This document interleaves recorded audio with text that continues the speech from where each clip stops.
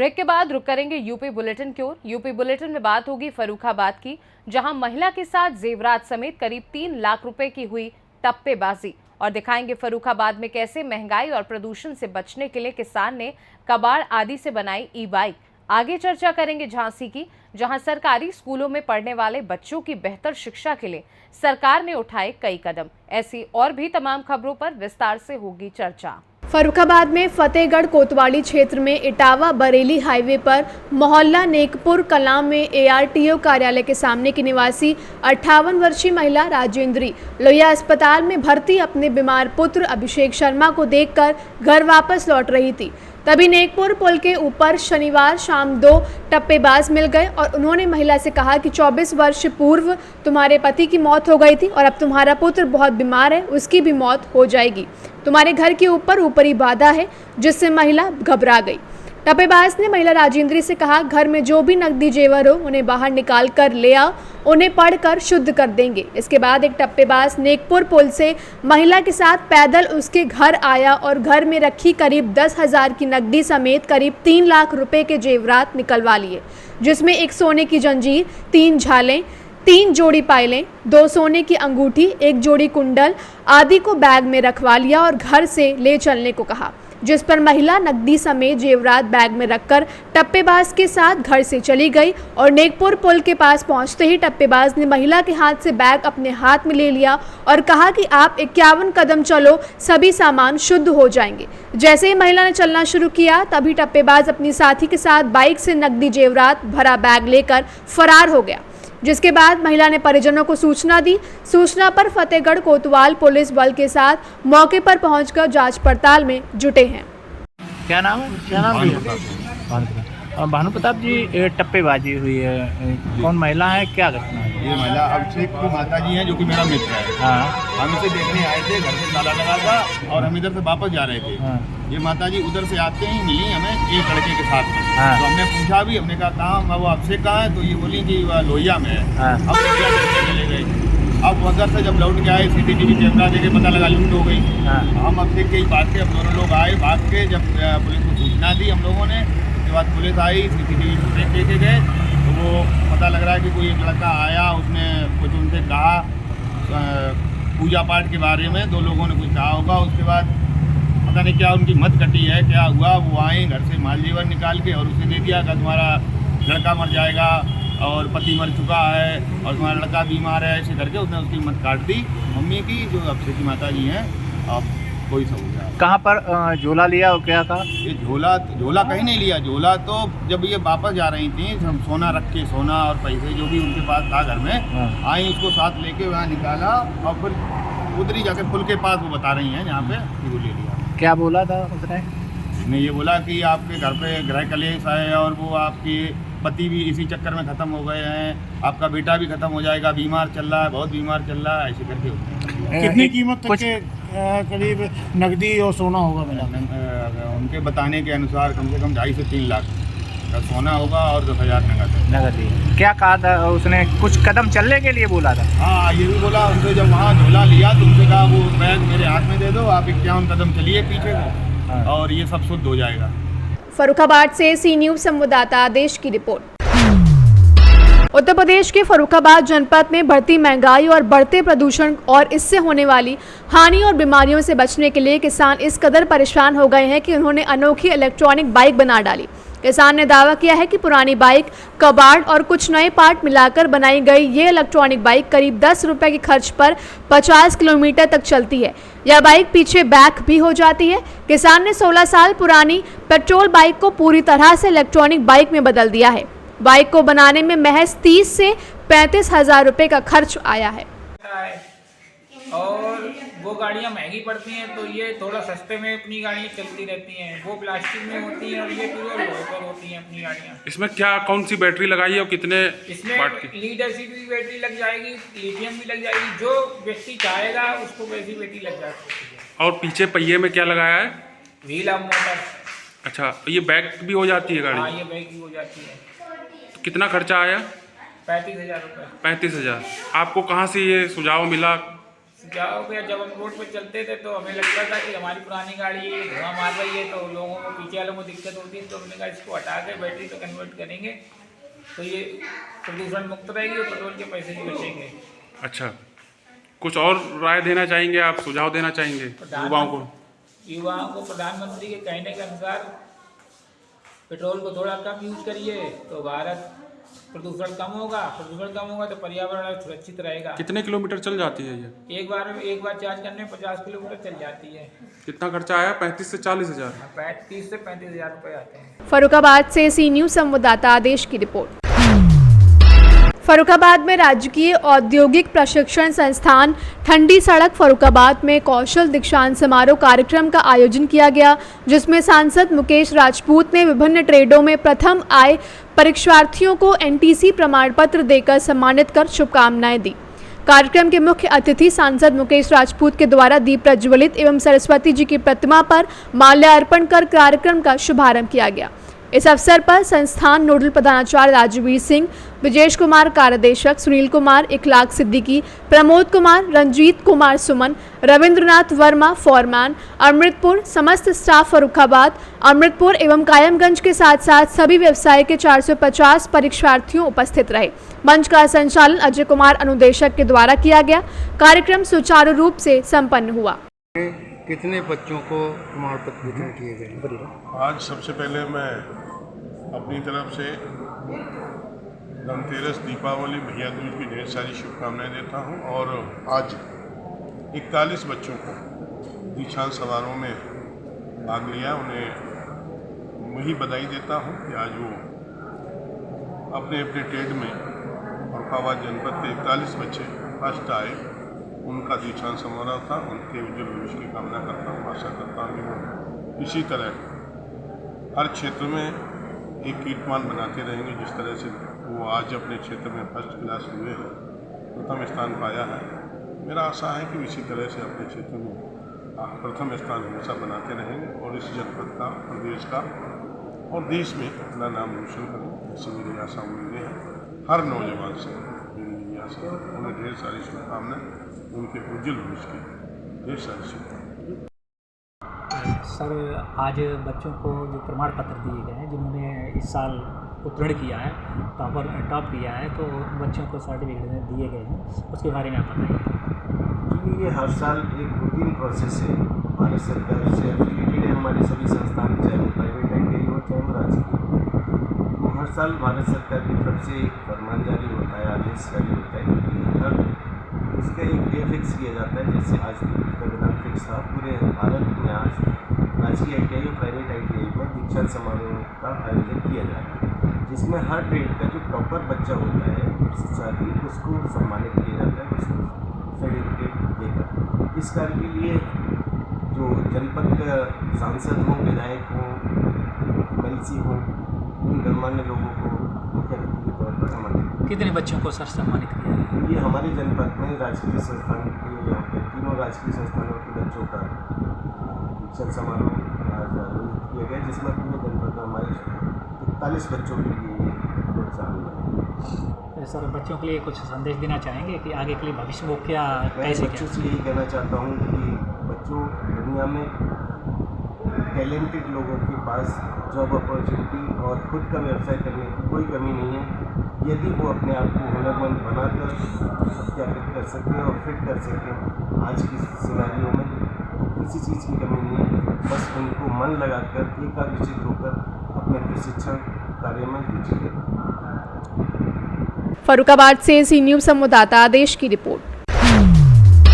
उत्तर प्रदेश के फर्रुखाबाद में बैकुंठपुरी भगार पर स्थित समाजवादी पार्टी के प्रदेश सचिव डॉक्टर जितेंद्र सिंह यादव के आवास पर पहुंचे उत्तर प्रदेश में नेता प्रतिपक्ष माता प्रसाद ने भाजपा सरकार पर निशाना साधा। उन्होंने कहा कि समाजवादी पार्टी 2027 चुनाव में सभी जीतेगी। कहा कि समाजवादी पार्टी के राष्ट्रीय अध्यक्ष अखिलेश यादव ने गोरखपुर से एक गरीब असहाय व्यक्ति को खड़ा किया है और हमारी पार्टी जीत गई। उपचुनाव में कांग्रेस पार्टी ने कहा है कि हमारी पार्टी आपके साथ समर्थन में बराबर खड़ी है और उपचुनाव में समाजवादी पार्टी जीतेगी। पूरा इंडिया गठबंधन समाजवादी पार्टी के साथ है, मनमुटाव जैसी ऐसी कोई बात नहीं है। इस मौके पर प्रतिपक्ष नेता माता प्रसाद, समाजवादी पार्टी के प्रदेश सचिव डॉक्टर जितेंद्र सिंह यादव, जिला अध्यक्ष चंद्रपाल सिंह यादव, महानगर अध्यक्ष राघव दत्त मिश्रा, सुरत दुबे सहित बड़ी संख्या में समाजवादी पार्टी के नेता और कार्यकर्ता मौजूद रहे। बिल्कुल अवैधानिक है, संवैधानिक है और गैर कानूनी है। ये सरकार का तानाशाही रवैया है। किसी को भी घर गिराने के लिए, हौसला करने के लिए एक प्रक्रिया है, उस प्रक्रिया का पालन करना चाहिए। प्रक्रिया के तहत उसको घर गिराना चाहिए। आप नोटिस दे दीजिए रात को और 3 दिन में कहिए घर गिरा दे, उसे नोटिस दीजिए, उसको अवसर दीजिए, वो अपनी बात रखे, कहे। लीडर ऑपोजिशन है आप, हाँ, लीडर ऑपोजिशन है आप। गवर्नमेंट जो है पूरी ताकत लगा रही है वन नेशन वन इलेक्शन के लिए लेके। विपक्ष क्या है इसमें? वन नेशन वन इलेक्शन इस डेमोक्रेटिक परंपरा में नहीं चल पाएगा, क्योंकि अब इसका बड़ा लंबा वो है। ये अब उसको हम समझाएंगे तो समय लगेगा। मैं इतना कहता हूँ वो नहीं चल पाएगा जिस तरह से चलता था वैसे। वो पूरा चुनाव जो है विपक्ष ने लड़ा है कि सरकार अगर आएगी तो, अगर भाजपा लौट के आती है तो संविधान बदल देंगे, संविधान खतरे में चला जाएगा। संविधान देखिए, आपको पता है वो संविधान बदलना चाहते थे, इसीलिए 400 की मांग कर रहे थे। बोलते नहीं थे कि अब की बार 400 के पार, अब 400 नहीं 300 पा गए। जनता सावधान हो गई, ये तो संविधान बदल देंगे तो हमारे मौलिक अधिकार खत्म हो जाएंगे। आने वाले विधानसभा में क्या स्थिति रहेगी आपकी? की सत्ता खत्म हो जाएगी। इसलिए जनता ने इनको संविधान बदलने के लिए इतना अधिक वो ही नहीं दिया, सदस्य संख्या दिया कि ये संविधान बदल सके। आने वाले विधानसभा में आपकी क्या स्थिति रहेगी पार्टी की सीटों की? आपको जैसे उन्होंने नारा दिया था 400 पार आप लोग भी समाज में घूमते होंगे। समाजवादी पार्टी सरकार में आएंगी और अखिलेश यादव मुख्यमंत्री बनेंगे। ओवरऑल आप नेता प्रतिपक्ष हो, ओवरऑल प्रदेश की सुरक्षा व्यवस्था है, किस तरह की कानून व्यवस्था है? देखिए, कानून व्यवस्था नाम की तो कोई चीज़ है नहीं। ये रोज़ कानून व्यवस्था के लिए बयान देते हैं, कानून व्यवस्था ठीक है। आप अखबारों में पढ़ते होंगे, जगह जगह बलात्कार होते हैं, लूट हो रहा, हत्याएं हो रही, उसको रोक पा रहे हैं। कहते हैं, जब हमने पूछा तो उन्होंने कहा कि हम कार्रवाई करते हैं, लेकिन ये आफर में आप घटना के बाद की कार्रवाई ना, ये पहले कार्रवाई करके इसे रोकने का प्रयास क्यों नहीं करते? ये सरकार का फेल्योर है। ठीक है, थैंक यू। समाजवादी पार्टी कितनी सीट जीतेगी? आपको क्या अनुमान? आप पार्टी के नेता हैं। मैं हमारी समाजवादी पार्टी सभी सीटें जीतेगी। भाजपा के एक सहयोगी नेता हैं, उनका पोस्टर लखनऊ में चर्चा का विषय है कि 27 में हम नैया उनकी पार लगाएंगे भाजपा की। आइए फिर से, क्या कहा? उन्होंने कहा है कि 27 में हम नैया पार लगाएंगे भाजपा की। पोस्टर से और कहने से क्या होता, 27 में देखा जाएगा क्या होगा। भाजपा का नैया पार करेंगे कि उन्हीं की नैया डूब जाए, किसका पोस्टर हम जानते हैं। संजय निषाद इलेक्शन संजय निषाद उस समय बताएगा। अब हम सबके सामने और औपचारिक रूप से पूछो तो कैसे नेता बने तो बताएं। अब बताएं। सब हमारे माननीय अखिलेश जी की देन है, उनको नेता बने। हम लोगों उनको टिकट दे करके गोरखपुर से महंत के उम्मीदवार के मुकाबले उनको जिताया। अखिलेश जी ने, हमारी पार्टी ने कितनी मेहनत की, जीत के गए, हमारा पार्टी चले गए। पटना में जाके खलीलाबाद लड़े, उनका बेटा है। माननीय अखिलेश जी ने बिल्कुल पुअर, गरीब, कमज़ोर एक निषाद को उनसे लड़ा दिया, वो हार गए। आप इस कल्पना कर लो कितने। उपचुनाव में आपकी अहम सहयोगी कांग्रेस ने प्रत्याशी घोषित होने के बाद 4 प्रत्याशी नहीं कहा। कांग्रेस ने हमको, समाजवादी पार्टी को समर्थन करने को कहा है। उन्होंने कहा हम नहीं लड़ेंगे, समाजवादी पार्टी को आएंगे। इंडिया गठबंधन पूरा समाजवादी पार्टी के साथ है। सारे उपचुनाव में समाजवादी पार्टी के उम्मीदवारों की मदद। लोगों का कहना है कि नाराज होकर कांग्रेस बैकफुट पर आई, पीछे हटी है, क्योंकि वो 4 सीटें मांग रही थी और समाजवादी पार्टी। नहीं, ऐसी बात नहीं है। वो आपस में हमारे नेताओं का, हमारे माननीय राष्ट्रीय अध्यक्ष अखिलेश यादव का, वहाँ हुए नेता वहाँ पर बात हुई तभी तो उन्हें समर्थन देने की बात। किस तरह का प्रदर्शन रहेगा उपचुनाव में? प्रदर्शन समाजवादी पार्टी का बहुत अच्छा है। आप जनता के बीच में जाओ, देखो क्या अयोध्या जिसके लिए इन्होंने बड़ी गहरी छोटी का जान लगा दिया, तो समाजवादी पार्टी सामान्य सीट है और माननीय अखिलेश जी ने एक अनुसूचित जाति के व्यक्ति को लड़ाया और जीत गया है। हार गए सारे लोग कोई कौन गया नहीं था बात। सुभाष सपा के राष्ट्रीय अध्यक्ष बीते दिनों फर्रुखाबाद आए तो उन्होंने कहा कि बाई इलेक्शन जनता भी जानती है और विपक्ष भी जानता है कि ज़्यादातर चुनाव सत्ता पक्ष जीतता है। क्या कहना है? अब वो जानते हैं, अब वो पूछो कहाँ से जीत के आए हैं। ओम प्रकाश राजभर ने आरोप किसके सहयोग से आए? अब सहयोग से तो आए थे हमारे गठबंधन, चले गए भाजपा में तो उनको ताकत दिखाई दी। ओम प्रकाश राजभर ने आरोप लगाया है कि समाजवादी पार्टी जो है सांप्रदायिकता और जो है दंगों की राजनीति करना जानती है। ऐसा नहीं है। सांप्रदायिकता समाजवादी पार्टी नहीं, समाजवादी पार्टी सौहार्द वातावरण बनाने की बात करती है और सभी को हिंदू मुस्लिम छोटे बड़े गरीब सबको साथ लेकर चलने की बात करती है। ये न सांप्रदायिकता फैलाती है न दंगा फैलाती है। दंगा फैलाने वाली पार्टी में वो स्वयं खिसक के चले गए हैं, इसीलिए ऐसा बोल रहे हैं। बहराइच में बीते दिनों जो हिंसा हुई है उसको लेकर क्या कहेंगे? देखिए वो हिंसा भाजपा की सुनियोजित ढंग से उनके संज्ञान में आकर के हिंसा हुई। मैं खुद वहाँ जाना चाहता था, घटनास्थल पर जाना चाहता था, लोगों से मिलना चाहता था, बल्कि वो जो ब्राह्मण परिवार के लोग मारे गए थे उन्होंने भी कहा था कि आप मारेगा लाइए, मुस्लिम ने भी कहा, लेकिन हमको ये सरकार जाने नहीं दी, रास्ते में रोक दिया। सवेरे ही पाले हमारे घर पर नोटिस भेजा कि अनुमति नहीं दी जाती। जब मैंने कहा मैं नहीं मानूंगा तो उन्होंने प्रार्थना अनुरोध किया कि आप आएंगे तो स्थिति बिगड़ जाएगी, और हमको जाने नहीं दिया, इसलिए मैं पूरा देख नहीं पाया हूँ। अब शांत हो गया, जाऊँगा देखूँगा। क्या मानते हैं आप किन कारणों से नहीं जाने दिया गया, क्या कारण रहे? इसलिए इन्होंने इनकी वहाँ कमियाँ बहुत थी। ये अगर पुलिस कायदे से पुलिस प्रशासन चाहता तो दंगा नहीं। पहले वहाँ बताया गया मुझे कि जो मुस्लिम एरिया है उसमें भद्दे भद्दे नारे लगाना और गाना गवाना, इसके बाद एक आदमी के छत पर चढ़ जाना, उसका वो उतारना, ये सब घटनाएँ ऐसी थी जिससे दंगा भड़का। अगर पुलिस प्रशासन चाहता तो इसे रोक सकता। पहले वहाँ जब इस प्रकार की बात होती थी तो मैं जानता नहीं, मुझे बताया गया बड़े पैमाने पर पुलिस मुस्लिम के दरवाज़ों पर खड़ी रहती थी। जिस तरह का दंगा कभी नहीं होता था, बहुत आसानी से निकलता था। आखिर क्यों दंगा आपकी बार हुआ, अभी तक नहीं होता था? ये भाजपा को सोचना चाहिए, जानना चाहिए क्यों हो गया, किसके कारण। बुलडोजर एक्शन को लेकर जिस तरह कोर्ट ने अब रोक लगाई है उस पर क्या कहेंगे आप? फर्रुखाबाद से सी न्यूज़ संवाददाता आदेश की रिपोर्ट।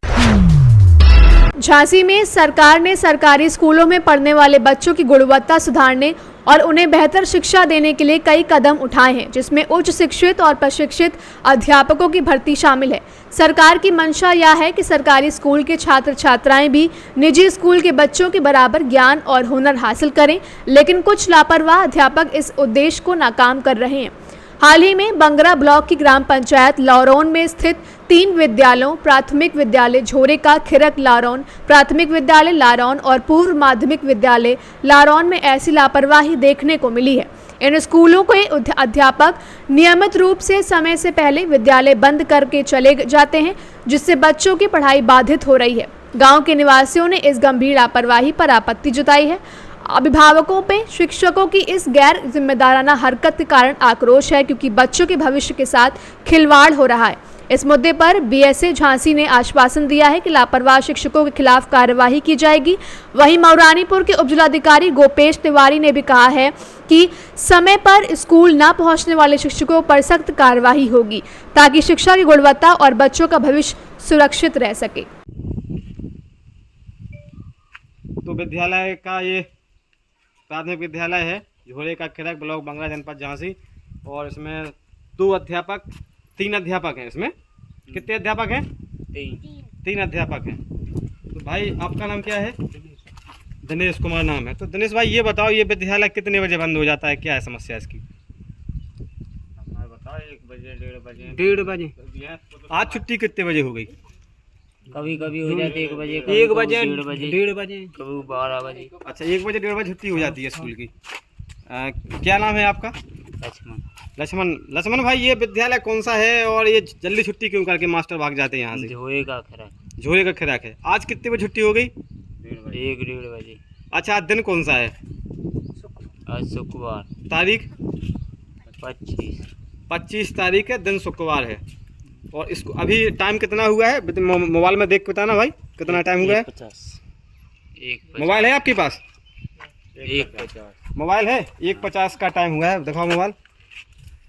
हाँ, 1:50 का टाइम हुआ है। तो अभी आप देख सकते हैं यहाँ की। झांसी से सी न्यूज़ संवाददाता धीरेन्द्र सोनी की रिपोर्ट। फिलहाल के लिए उत्तर प्रदेश बुलेटिन में बस इतना ही। वक्त है एक छोटे से ब्रेक का। ब्रेक के उस पार हम आपको और भी तमाम बड़ी खबरों से करवाएंगे रूबरू।